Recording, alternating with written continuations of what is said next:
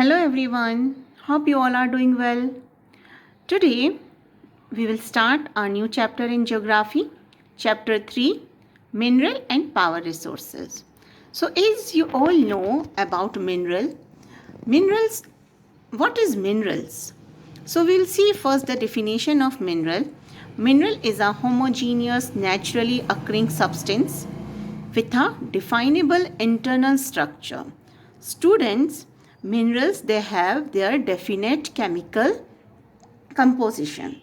And students, we can found these minerals in varied forms or ranging from the hardest to the softest. So for the example, hardest is diamond and softest is talc.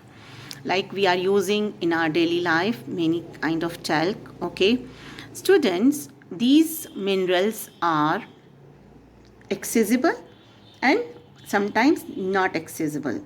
So such as like in Arctic Ocean, in Antarctica, also we have many kinds of mineral, but it's difficult to access. Students, after definition of mineral, we will see the examples of minerals. These all minerals we are using in our daily life, like silver, gold, iron, aluminium, copper, stones. So students, now we will see the importance of minerals. What are the importance of these minerals? They are indispensable part of our lives. Indispensable means essential part of our lives. A life process can't occur without mineral. The food we eat contain minerals.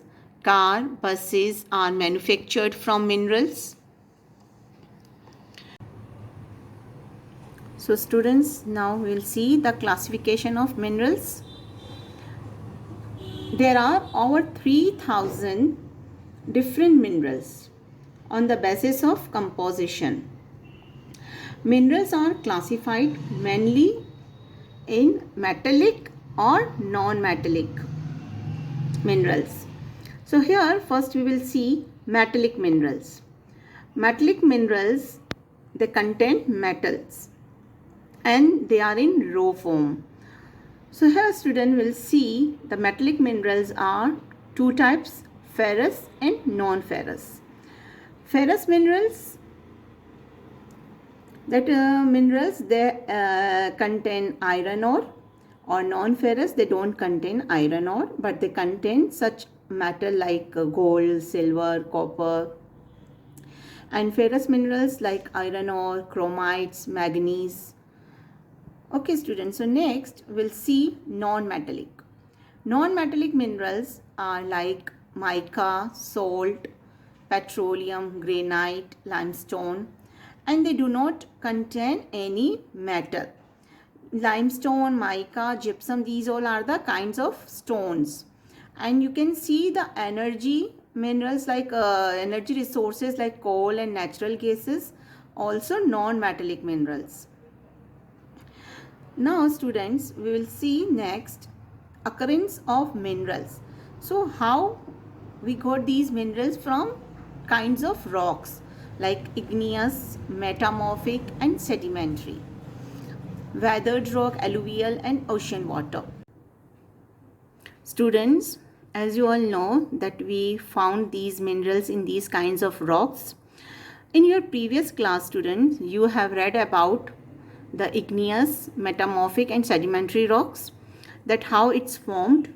So students, here briefly we will see that igneous rock is formed through the cooling and solidification of magma or lava. Sedimentary rock formed by the deposition of small particles of minerals, and metamorphic rocks are subjected to high heat and pressure. Okay students, now we will move to the next slide is extractions of minerals. So there are three ways of extraction: mining, drilling and quarrying. First we will see the mining.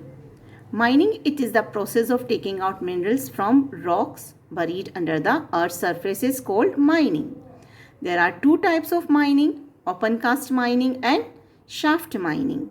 Students, open cast mining means minerals that lies on shallow space. Yani ki when they have on shallow depth, do not need to make deep digging. Okay, and shaft mining, it's deep bores called shaft mining, and minerals deposit that lie at great depth is called shaft mining. So there we can see the difference between open cast mining and shaft mining. Students, now the next we will see after mining, its second process of extraction of minerals is drilling. Deep wells are bored to take them out. This is called drilling. And the last one is quarrying. Minerals that lie near the surface are simply dug out by the process known as quarrying. So these three processes are extraction of minerals. So here we can see how we are getting these minerals from earth. So thank you, student. Here our first part of this chapter is completed. Now in next video we will discuss about the second part of the chapter, is distribution of minerals and power resources. Okay students, thank you. If you have any queries, you can email me or you can WhatsApp me anytime. Thank you so much.